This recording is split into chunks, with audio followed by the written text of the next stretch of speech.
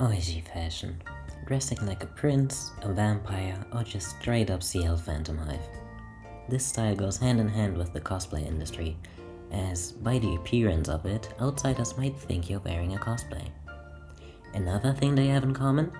The prices. You know me, I don't like to spend money. If I were a My Hero Academia character, I would have a creation quirk because I just make everything myself.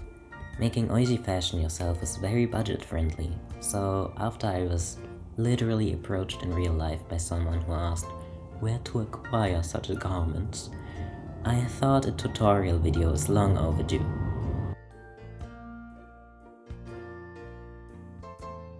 The pieces I've made so far are a shirt, a tailcoat, and a sweater vest. How much these count as self-made is debatable since nothing was really made from scratch, but we will get to that later. After that we can delve into other options I haven't made myself yet, but I can still give you some instructions even though they're not based on actual experience. Let's start with my most popular piece, the shirt. I've actually already made a TikTok about that, so allow me to be a little lazy.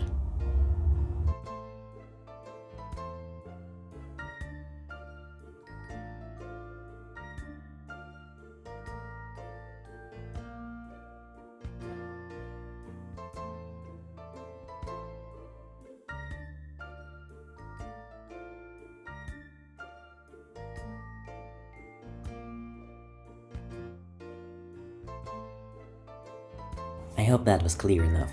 Let's move on to my favorite piece, the tailcoat. For this one you will want to find a long vest or a vest dress or something like that in a thrift shop or wherever you'd like to get your starting piece from.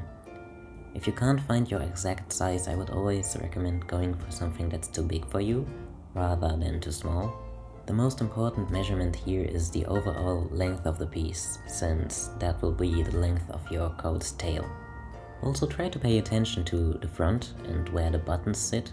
Keep in mind that we will cut off the lower half of it, so if your buttons sit too low, you might end up cutting them off and will need to find another way to close your vest.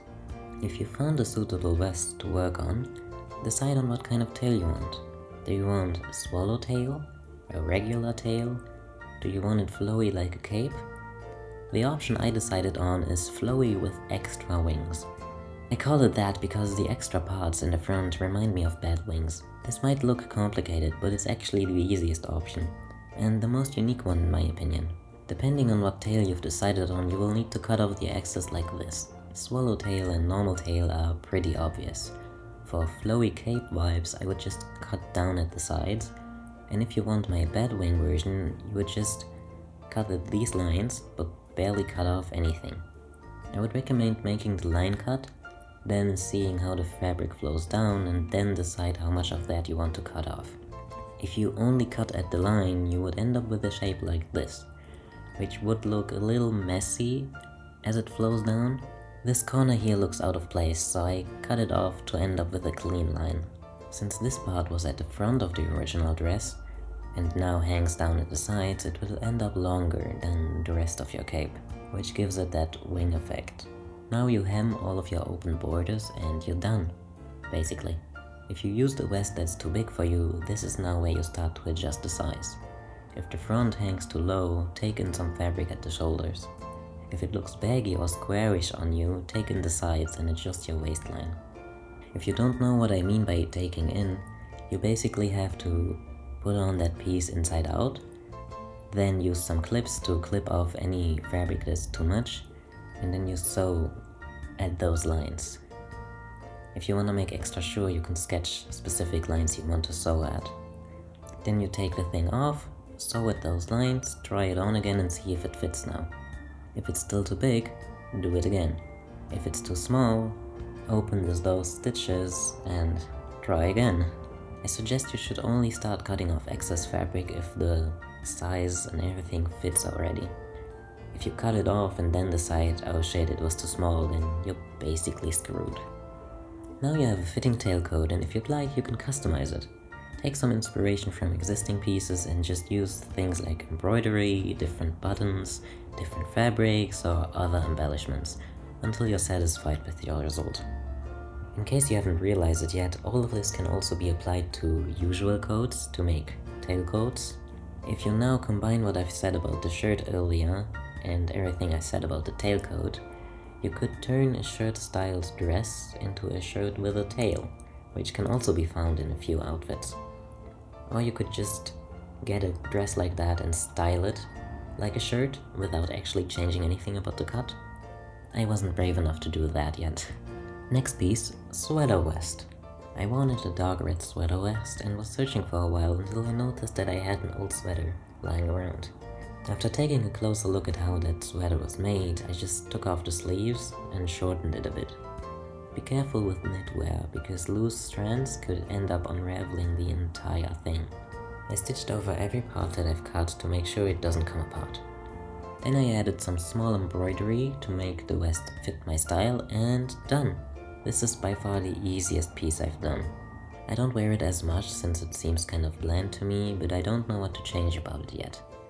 The next pieces are other ideas I've had, but I haven't made them yet, so I can't speak from experience for these yet.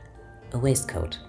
Making a waistcoat from scratch should be pretty easy, I assume. You can either trace a vest you already have or use patterns online.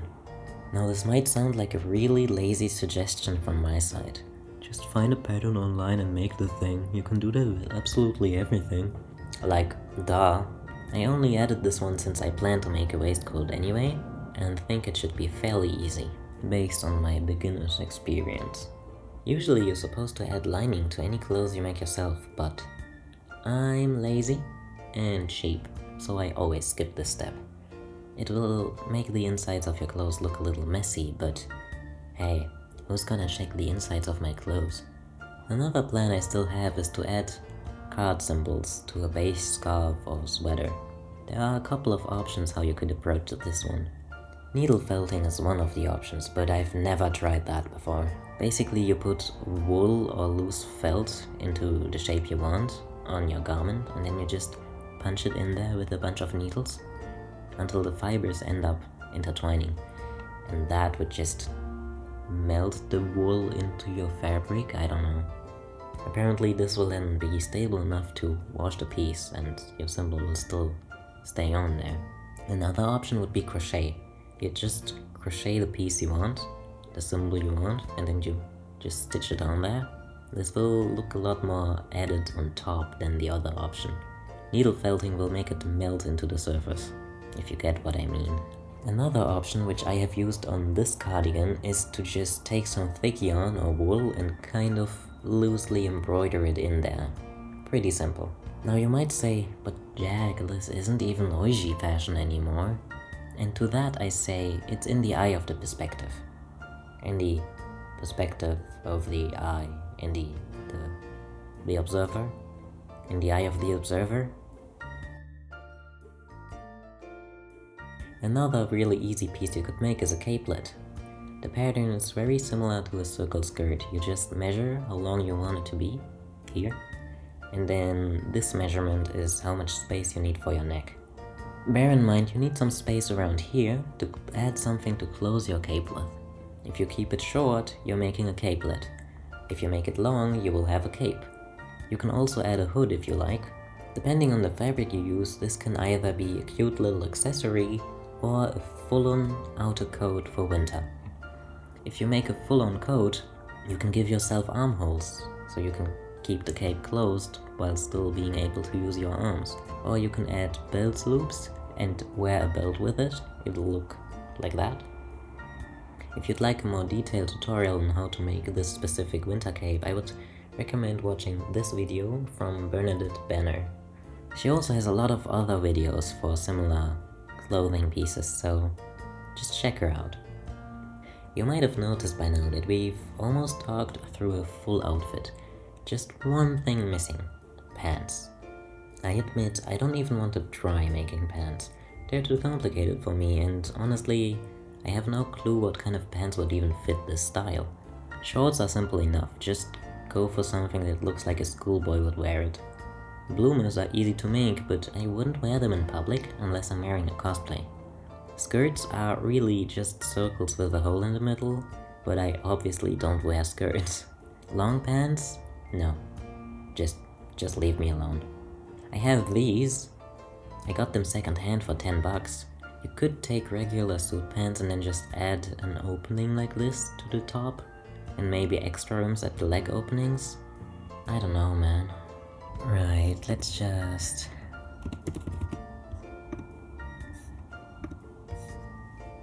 Well, a lot of them are wearing shorts.